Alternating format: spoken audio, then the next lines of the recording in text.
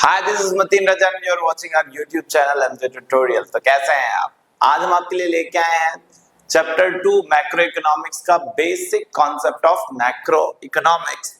Actually में chapter 1, 2, 3, 4 सब मिलाकर नेशनल इनकम का ही पार्ट है और नेशनल इनकम का टोटल मिला के 4 नंबर का है वेटेज। टोटल नंबर का 10 नंबर का वेटेज है टोटल मिला के पूरे के पूरे बोर्ड एग्जाम में। लेकिन अगर इंडिविजुअली देखो तो 3 नंबर का पहले चैप्टर से भी आ सकता है या फिर 3 नंबर का यहाँ से भी आ सकता है क्वेश्चन। अब ऑल ओवर कैसे आता है ये नहीं पता हमें, पेपर हर जगह से सब कुछ आ चुका है। दूसरा चैप्टर जो हम लोग पढ़ने जा रहे हैं ये आपके बहुत काम आएगा, तभी आप नेशनल इनकम निकाल पाओगे जब ये छोटी छोटी टर्म्स आपको पता होंगी। इसी तरह से तीसरा चैप्टर जो है वो भी नेशनल इनकम को निकालने में आपके लिए बहुत हेल्पफुल होगा। तो दूसरे चैप्टर में कौन कौन सी टर्म्स लिखी हुई है सबसे पहले मैं बता दूं आपको। नॉर्मल रेसिडेंट क्या होता है, डोमेस्टिक टेरिटरी क्या होती है, ये लिखा हुआ है बट ये आपके सिलेबस पे है नहीं, इसे हटा दिया गया है। तो डायरेक्टली हम आते हैं फैक्टर इनकम क्या होता है और ट्रांसफर इनकम क्या होता है। फैक्टर इनकम और ट्रांसफर इनकम, मान लीजिए आप अपने मामा के यहाँ जाते हो और वहां पे मामा के शॉप में आप काम करते हो, और शॉप में जब आप काम करते हो पूरे महीने भर आप वहां पे रहते हो, तो महीने भर रहने के बाद मामा आपको एज अ वेजेस, क्योंकि आपने बहुत अच्छा काम किया है, 10,000 रुपए सैलरी देते हैं कि हाँ तुम्हें 10,000 रुपए मिलेगा। और जब आप जा रहे होते हो तो अलग से ही मामी नानी मामा सब आपको 100, 200, 500 रुपए देते हैं, टोटल मिला के 1,000 रुपए हो जाता है। वो जो 1,000 रुपए आपको मिलते हैं उसके लिए आपने कोई सर्विसेज नहीं दिया, ऐसी कोई प्रोडक्टिव सर्विस नहीं दिया, ऐसा कोई काम नहीं करके दिया जिसकी वजह से वो 1,000 रुपए दिया जाना था, वो आउट ऑफ अफेक्शन दिया गया है। तो वो जो मामा ने आउट ऑफ अफेक्शन दिया है वो आपकी कहलाती है ट्रांसफर इनकम, जिसके लिए आपने किसी भी तरह की प्रोडक्टिव सर्विसेज नहीं दी है। और जो आप मामा की दुकान में काम कर रहे थे एज अ वेजेस आपको 10,000 रुपए मिली थी, वो कहलाती है आपकी फैक्टर इनकम, जिसके लिए आपने अपनी फैक्टर सर्विसेज दी है, आपने अपना लेबर दिया, बदले में आपको वेजेस मिली है। तो आप खुद ही जान लो, जहां पर काम होता है प्रोडक्टिव सर्विसेज दी जाती है, वो सारी चीजों को नेशनल इनकम में इंक्लूड किया जाता है, और जिसमें कोई भी प्रोडक्टिव सर्विसेज नहीं दी जाती है उसको नेशनल इनकम में इंक्लूड नहीं किया जाता है। जैसे कि सरकार आपसे टैक्सेस लेती है, क्या बदले में आपको कोई सर्विसेज देती है? नहीं। तो आप जो उसको पैसा दे रहे हो सरकार को एज अ टैक्स, वो नेशनल इनकम में इंक्लूड नहीं होगा, क्योंकि उसके बदले में आपको किसी भी तरह की सर्विसेज नहीं मिल रही है। वादा नहीं किया जाता कि आपको सर्विसेज मिलेंगी। ऐसा नहीं कि आपने टैक्स भरा हुआ है तो आपके घर के सामने का जो रोड होगा वो बिल्कुल सही होगा, पोल में लाइट जल रही होगी, ऐसा कुछ गारंटी नहीं दी जाती है, कोई लायबिलिटी नहीं है सरकार के ऊपर। तो ये पढ़ते हैं फैक्टर इनकम और ट्रांसफर इनकम में क्या डिफरेंस होता है। तो मीनिंग में सबसे पहले लिखा हुआ है आपका factor income, income received by factor of production. Factor of production के थ्रू जो भी इनकम रिसीव्ड होती है, फैक्टर ऑफ प्रोडक्शन कितने होते हैं आपके, लैंड, लेबर, कैपिटल, एंटरप्राइज, उनके थ्रू जो भी इनकम रिसीव्ड हो रही है उसको बोलते हैं factor income. And transfer income किसको बोलते हैं, income received without rendering any productive services, जहां पर आपने कोई सर्विसेज दी ही नहीं। मामा के यहाँ जब आप जा रहे थे लास्ट में तो आपको 100 रुपए 200 रुपए करके 1,000 रुपए मिल गया, आपने कोई प्रोडक्टिव सर्विसेज नहीं दी है, उसको क्या बोलेंगे, ट्रांसफर इनकम। मोदी जी बाहर जाते हैं, जापान जाते हैं, वहां से उनको 2 बुलेट ट्रेन फ्री में मिल जाती है, नाइजीरिया जाते हैं वहां से उनको 4 चीता मिल जाते हैं फ्री में, इसलिए उन्होंने कोई सर्विसेज दी नहीं रही, सब क्या कहलाएंगी, ट्रांसफर इनकम। नेचर, एक्चुअली में फैक्टर इनकम को नेशनल इनकम में इंक्लूड किया जाता है एंड ट्रांसफर इनकम को नेशनल इनकम में इंक्लूड नहीं किया जाता है। कॉन्सेप्ट, फैक्टर इनकम एक अर्निंग कॉन्सेप्ट है, इसे कमाया गया है, and transfer income only receipt concept है, यहाँ पे सिर्फ वन वे ट्रांजैक्शन हो रहा है, पैसा मिल रहा है, सर्विसेज दी नहीं जा रही है। इसके रेसिपिएंट कौन होते हैं, किसको मिलता है ये फैक्टर इनकम, या तो लैंड को, या तो लेबर को, कैपिटल को, या एंटरप्राइज को, मतलब फैक्टर ऑफ प्रोडक्शन को मिलता है। एग्जाम्पल, लैंड को मिलता क्या है, तो लैंड को रेंट, लेबर को वेजेस, कैपिटल को इंटरेस्ट एंड एंटरप्राइज को प्रॉफिट मिलता है। इसके रेसिपिएंट कौन हो सकते हैं, किसको मिल सकता है, जैसे मैंने बोला मोदी जी को मिला, मतलब गवर्नमेंट को मिल सकता है, हाउस होल्ड को मिलता है। जैसे कि अभी मध्य प्रदेश में नई योजना चालू की गई है, लाडली योजना, जिसके तहत हर एक महिला को जो 25 की उम्र की है, मुझे एज अच्छे से नहीं पता है, इतनी उम्र से इतनी उम्र तक की महिला को 1,500 रुपए हर महीना दिए जा रहे हैं, जिसके लिए उन्होंने कोई भी प्रोडक्टिव सर्विसेज नहीं दी है। तो किसी भी हाउस होल्ड को ये मिल सकता है। इसके एग्जांपल हो सकते हैं स्कॉलरशिप भी जो आपको मिलती है, it is also transfer income, old age pension, unemployment allowance, Ladli योजना स्कीम के तहत महिलाओं को पैसा, किसी किसी भी तरह का इस तरह का सुविधाएं दी जाएगी जिसकी वजह से कोई सर्विसेज नहीं मिल रही हैं, तो वो ट्रांसफर इनकम कहलाएगा। ये नेशनल इनकम में इंक्लूड नहीं होता है, यहाँ पे कुछ भी नहीं हो रहा, सिर्फ पैसा ट्रांसफर कर दिया जा रहा है। ठीक है, इसे नोट डाउन कर लें।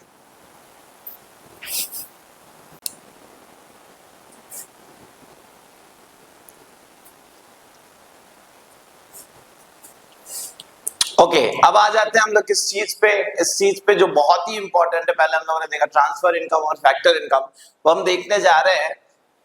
दो तरह की गुड्स होती है, एक इंटरमीडिएट गुड्स और एक होता है फाइनल गुड्स। तो किस तरह से हम लोग इसको डिफरेंशिएट करते हैं कि फाइनल गुड क्या है और इंटरमीडिएट गुड क्या है।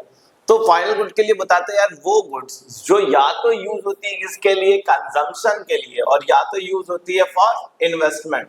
कंजम्पशन या इन्वेस्टमेंट के लिए यूज होगी तो उसको क्या बोलेंगे हम, फाइनल गुड्स बोलेंगे। कंजम्पशन मतलब आप अपनी किसी वांट को, किसी डिजायर को सेटिस्फाई करने के लिए कुछ चीज खरीदते हो। जैसे आपने कार खरीद ली, आपको भूख लगी, आपने समोसा खरीद लिया, या आपको कपड़े पसंद है, आपने कपड़े खरीद लिए। इन्वेस्टमेंट का मतलब जब आप इसलिए खरीद रहे हो बिकॉज उसकी वजह से अर्निंग होगी। जैसे कि मैंने ये बोर्ड खरीदा है, ये कैमरा खरीदा है, क्योंकि मुझे इससे क्या करना है, बिजनेस करना है, तो इसको बोलूंगा मैं इन्वेस्टमेंट गुड्स या कैपिटल गुड्स भी इसको बोलते हैं। तो अगर वही कार एक टैक्सी ड्राइवर खरीदेगा तो उसको बोलेंगे क्या, इन्वेस्टमेंट गुड्स। इंटरमीडिएट गुड्स क्या है, वो गुड्स या तो यूज हो रीसेल के लिए या तो फर्दर प्रोडक्शन के लिए। रीसेल के लिए जो यूज होती है, जैसे कि कार खरीदा कार डीलर ने, अब कार डीलर इसलिए खरीदता है ताकि वो कार को वापस से बेच सके। तो अगर कार डीलर खरीद रहा है तो वो क्या कहलाएगी, इंटरमीडिएट गुड्स। या तो फर्दर प्रोडक्शन के लिए खरीदी जाए, मतलब कि उसका कुछ और बन जाएगा। जैसे मिल्क खरीदता है मिठाई वाला और उसका मिठाई बना देता है, आलू खरीदता है समोसा वाला और उसका समोसा बना देता है। तो हमने बोला दो तरह की गुड्स होती है, फाइनल गुड्स और इंटरमीडिएट गुड्स। फाइनल गुड्स या तो कंजम्पशन गुड्स होती है या तो इन्वेस्टमेंट गुड्स। इंटरमीडिएट गुड्स वैसी गुड्स जिसको रीसेल के लिए खरीदा गया, या तो उसका आइडेंटिटी खत्म हो जाएगा, मतलब फर्दर प्रोडक्शन में भी यूज हो जाएगी, मतलब कि इसमें वैल्यू एडिशन किया जाता है, वैल्यू ऐड की जाती है। जो चीज खरीदा गया उसको और फिर मॉडिफाई करके कुछ और बना दिया जाएगा, बट ये फाइनल यूज के लिए होते हैं, इसलिए इसका नाम फाइनल गुड्स भी होता है। ये इंटरमीडिएट गुड्स है, इसको नेशनल इनकम में इंक्लूड नहीं किया जाता। करेंगे अगर यूज हम लोग आलू को नेशनल इनकम में इंक्लूड कर लेंगे, तो फिर वो जो समोसा बनेगा उससे 10 रुपए का, उसको भी नेशनल इनकम में इंक्लूड कर लेंगे। तो वो आलू अपने आप पे इंक्लूड हो चुका था एंड दैट समोसा वो भी इंक्लूड हो गया, तो डबल काउंटिंग हो जाएगी। दैट्स व्हाई इंटरमीडिएट गुड्स को हम लोग इंक्लूड नहीं करते हैं। तो सेकंड पॉइंट हमारा यही है। पहला पॉइंट तो ये था डेफिनेशन। दूसरा नेशनल इनकम में इंक्लूड क्या होता है, तो फाइनल गुड्स नेशनल इनकम में इंक्लूड होता है, but intermediate goods national income में इंक्लूड नहीं होता है। ये रेडी फॉर यूज होता है, that's why it's name is final goods. ये रेडी फॉर यूज नहीं होता है, इसमें वैल्यू ऐड होती है और इसलिए इसका नाम इंटरमीडिएट गुड्स है। एग्जांपल में आप लिख सकते हैं यार, car purchase by house hold, जो भी हाउस होल्ड खरीदेगा वो कंजम्पशन गुड्स है, या फाइनल गुड्स का भी एग्जांपल है। या फिर आपने बोर्ड खरीदा, या फिर बोलता है कि कोई फर्म जो है वो क्या खरीदती है, प्रिंटर खरीदती है, या डॉक्टर जो है वो एक्सरे मशीन खरीदता है, जो भी उसके बिजनेस में यूज हो रहा है वो फाइनल गुड्स है। और कोई भी चीज, मिठाई वाला दूध खरीदता है या ग्रोसरी शॉप वाला किराने का सामान खरीदता है, जो रीसेल करने के लिए खरीद रहा है, तो वो क्या है, आपकी इंटरमीडिएट गुड्स है। इसके बाद वापस से गुड्स को दो हिस्सों में बांटा गया है, consumption goods and capital goods. जो यहाँ पे बोला consumption goods and investment goods, तो इसको और समझने के लिए कंजम्पशन गुड्स को फिर से बांटा गया है। तो कंजम्पशन गुड्स को कितने हिस्सों में बांटा गया, तो बोला कंजम्पशन गुड्स भी ना या तो ड्यूरेबल होती है, या तो सेमी ड्यूरेबल, या तो नॉन ड्यूरेबल, या तो सर्विसेज। ड्यूरेबल गुड्स का मतलब होता है वो गुड्स जो टिकती हैं बहुत दिन तक। They can be used again and again, like car, आपने कार खरीदी, I am very obsessed with car, बार-बार मैं कार का एग्जांपल ले रहा हूं, आप कोई सा भी एग्जांपल ले लो। तो ड्यूरेबल गुड्स मतलब जिसको बार-बार आप यूज कर सकते हो, कार हो गया, रेफ्रिजरेटर हो गया, बाइक हो गया, अलमीरा हो गया, ये बोर्ड हो गया, एसी हो गया, कैमरा हो गया। सेमी ड्यूरेबल गुड्स जिसका लिमिटेड यूज है, बहुत दिन तक नहीं चलेगी, मतलब कि 1 ईयर तक चलेगी। मान लो क्लोथ्स, आपकी बुक में क्लोथ्स लिखा हुआ है, शूज लिखा हुआ है, हालांकि हम क्लोथ्स और शूज को भी बहुत दिन तक यूज कर लेते हैं, 5-5 साल तक, बट वो सेमी ड्यूरेबल का एग्जांपल है। नॉन ड्यूरेबल गुड्स जिसको सिर्फ वन टाइम यूज है, एक बार यूज किया और वो खत्म हो जाएगा, लाइक मिल्क एंड सर्विसेज जिसको देखा नहीं जा सकता और छुआ नहीं जा सकता। तो ड्यूरेबल गुड्स जो होती हैं आपकी, वो इज लाइक कैपिटल गुड्स और ड्यूरेबल गुड्स एक ही जैसे लगती है यार, durable goods and capital goods. तो कैपिटल गुड्स में क्या डिफरेंस है? कैपिटल गुड्स में क्या डिफरेंस है आपका, देखोगे आप तो कैपिटल गुड्स जो बोलता है ना, it have a expected life time of several year. ठीक है, कैपिटल गुड्स जो होती है, अगर हम इसको डिफाइन करें कि व्हाट इज कैपिटल गुड्स, तो कैपिटल गुड्स जो होती है उसके बहुत सारा टाइम तक वो चलता है, उसका life time more than 5 year होता है बोल सकते हो, तो इसका भी मोर देन 5 ईयर होता है। फिर बोला जाता है don't lose their identity. Durable goods also don't you lose its identities while in production, during production, need repair, इसमें डिप्रिसिएशन लगता है, ड्यूरेबल गुड्स में भी डिप्रिसिएशन लगता है। हैव डिराइव्ड डिमांड, इनकी डिमांड डिराइव्ड होती है, मतलब अगर एजुकेशन में लोग आते जाएंगे तो इस कैमरे की और इस बोर्ड की डिमांड बढ़ती जाएगी, बट इसकी डिमांड जो है ना डिराइव्ड नहीं है ड्यूरेबल गुड्स की, डायरेक्ट डिमांड है। If I need a car, I need a car, वो किसी और चीज की वजह से नहीं हो रहा है। और सबसे लास्ट जो इसको अलग करता है कि durable goods and capital goods अलग है, I bought this board because I want to earn money. It's not my want to buy this board. So there's a clear difference between capital goods and durable consumption goods. That capital goods are bought for earning money.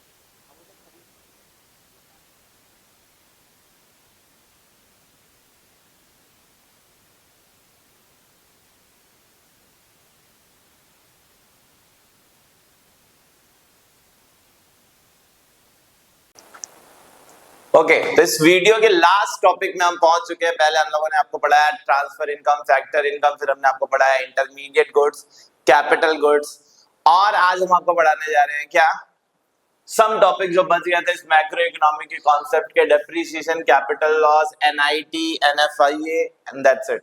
फिर ये chapter हो जाएगा खत्म। आज हमारे साथ कुछ बच्चे भी हैं, उनको कोई डाउट्स होंगे तो वो पूछ सकते हैं डायरेक्ट, अकेले नहीं हो यहाँ पे। तो स्टार्ट करते हैं डेप्रिसिएशन एंड कैपिटल लॉस से, तो मजा आएगा। स्टार्ट करते हैं। क्या होता है डेप्रिसिएशन? आप लोगों ने 11th क्लास में पढ़ा था। डेप्रिसिएशन का मतलब होता है किसी भी एसेट की वैल्यू में जब डिक्रीज आता है, मतलब कमी आ जाती है, तो उसको बोलते हैं हम लोग डेप्रिसिएशन। ओके, ये तो आपने पढ़ा था। क्यों डिप्रिसिएशन हो जाता है, क्यों वैल्यू में कमी आ जाती है, वियर एंड टियर, एफिशिएंसी कम हो जाती है, कुछ ना कुछ हो जाता है। इसके लिए आप प्रोविजन फॉर डिप्रिसिएशन भी बनाते हो, इसके लिए आप तैयार रहते हो। आज अगर आपने एक कार खरीदी है तो आपको पता है यार कुछ साल बाद उसकी वैल्यू क्या हो जाएगी, कम हो जाएगी। You know that very well. But ऐसा कोई सीन हो जाए जो आपने सोचा ही नहीं था, जो आपने सोचा ही नहीं था, उसको बोलते हैं कैपिटल लॉस। जैसे कि आपने मशीन खरीदी और वो सीधे सीधे क्या हो गया भैया, मशीन खरीदी और वो अर्थक्वेक आ गया, फ्लड आ गया, बाढ़ आ गया, ऐसा कुछ हो गया जो आपने बिल्कुल भी सोचा ही नहीं था। ठीक है, आपने शादी की है, आपको पता है खर्चे तो होने ही है, ये तो भाई डेप्रिसिएशन है। बट बीवी आपको ड्रम में काट के भर दे रही है, this is called capital loss, मतलब अनफोर्सेन ऑब्सोलेंस, मतलब ये आपने सोचा ही नहीं था, you didn't made provision for it. तो depreciation which is expected, capital loss which is not expected, it is unforeseen obsolescence. Okay, provision इसके लिए बनाया जाता है एंड कैपिटल लॉस के लिए बना ही नहीं सकते। थोड़ी शुरू से सोच के रखोगे ड्रम नहीं खरीदना। प्रोडक्शन प्रोसेस इससे हैम्पर नहीं होती है, बिकॉज यू नो दैट ये खर्चे तो होने ही वाले थे और इससे हैम्पर हो जाती है। ये आपने सोचा नहीं था और ऐसा लॉस हो जाए तो प्रोडक्शन प्रोसेस आपकी हैम्पर हो जाती है। इसके बाद एक कॉन्सेप्ट है छोटा सा, NIT, net indirect tax. Net indirect tax क्या होता है? फॉर्मूला है इनडायरेक्ट टैक्स में से जब सब्सिडी घटाते हैं तो उसको बोलते हैं नेट इनडायरेक्ट टैक्स। टैक्सेस से क्या होता है, किसी भी चीज की कॉस्ट बढ़ जाती है और सब्सिडी से उसकी कॉस्ट कम हो जाती है। होता क्या है, दो कॉन्सेप्ट होते हैं, फैक्टर कॉस्ट और मार्केट प्राइस। अगर ये मार्कर जो देख रहे हो 18 रुपए का बना है, 18 रुपए का बना है, तो सरकार बोलती है कि अभी रुक जाओ, इसको बेचना मत, 2 रुपए हमको भी दे दो। वो आंटी बोलती है, वो जो आती है चश्मा लगा के, तो वो बोलती है 2 रुपए हमको भी दे दो। तो 18 2 20 रुपए का इसका क्या हो गया, मार्केट प्राइस। लेकिन कभी कभी क्या होता है, आंटी का दिल पसज जाता है, बोलती है अच्छा ये मार्कर 25 रुपए का है, ओ माय गॉड ये तो बहुत महंगा है, बच्चे कैसे खरीदेंगे, बच्चे खरीदते भी नहीं आंटी, तो सर खरीदते हैं। तो 25 में से 5 रुपए सरकार दे देगी, मार्केट में इसको 20 रुपए में बेचो। तो यार होता क्या है, कभी कभी सब्सिडी जो होती है ना हमारी, सब्सिडी की वजह से मार्केट उसका प्राइस क्या हो जाता है, कम हो जाता है, और टैक्स की वजह से उसका प्राइस क्या हो जाता है, ज्यादा हो जाता है। टैक्सेस और सब्सिडी दोनों ही नेशनल इनकम में ऐड नहीं होते हैं। फिर एक कॉन्सेप्ट होता है NFI, net factor income from abroad का। Net factor income from abroad का मतलब होता है, ये हमारा देश है, देखिए मैं बहुत ही बकवास से नक्शा बनाऊंगा, this is our India, disputed वो Jammu Kashmir, then Gujarat, then this Rajasthan, Goa में आ गए वो Goa, and that's it, Tamil Nadu, CSK, Thala for no reason, and then is खत्म हो गया, खत्म। कोलकाता तो बकवास ही है, उसका तो बात ही मत करो। And that's it. फिर क्या होता है कि हमारे देश का कोई बंदा जो है राहुल, वो बाहर जाता है, कहाँ जाता है, यूके जाता है, और वहां से पैसा कमाता है। अभी हमारे देश का ही रेसिडेंट है, वो बाहर जाके कुछ पैसे कमाता है और पैसे भेजता है अपनी बूढ़ी माँ को, माँ पैसे ले लो। तो ये इनकम कहलाती है factor income from abroad. UK का कोई बंदा जो है, यूके का कोई बंदा पीटर आता है इंडिया में, और इंडिया से पैसा कमा के अपनी गर्लफ्रेंड को भेजता है, ये माँ को नहीं भेजता है। तो ये कहलाएगा फैक्टर इनकम टू अब्रॉड। तो from abroad and to abroad दो तरह के कॉन्सेप्ट हो जाते हैं। अब होता क्या है, जब फ्रॉम अब्रॉड जो हमारे देश वाले, राहुल ने यूके से कमाया है, माँ को भेजा, उसको प्लस करते हैं, और फैक्टर इनकम टू अब्रॉड जो पीटर ने कमाया, गर्लफ्रेंड को भेजा, हमारे यहाँ से कमाकर उधर भेज दिया, उसको माइनस करते हैं, तो आ जाता है आपका NFI, net factor income from abroad. और ये net factor income from abroad को हम लोग डोमेस्टिक इनकम में जोड़ देते हैं। तो डोमेस्टिक इनकम में जैसे इसको जोड़ते हैं तो ये एनएफआई को, तो ये क्या आ जाता है हमारा नेशनल इनकम। ठीक है, हो गया, यहां तक तो क्लियर हो गया। अब यहां से क्वेश्चन आपसे ये पूछता है, क्या एनएफआई पॉजिटिव हो सकता है? बिल्कुल हो सकता है। अगर आपका फ्रॉम अब्रॉड ज्यादा हुआ, राहुल ज्यादा कमाया, पीटर कम कमा के ले गया, तो ये पॉजिटिव रहेगा। राहुल कम कमाया, पीटर ज्यादा कमा के ले गया, तो ये नेगेटिव रहेगा। राहुल और पीटर दोनों बराबर कमाए, तो ये जीरो भी हो सकता है। एक और क्वेश्चन जो बोर्ड एग्जाम में पूछा था, क्या डोमेस्टिक इनकम नेशनल इनकम से ज्यादा हो सकती है? डोमेस्टिक इनकम नेशनल इनकम से ज्यादा हो सकती है?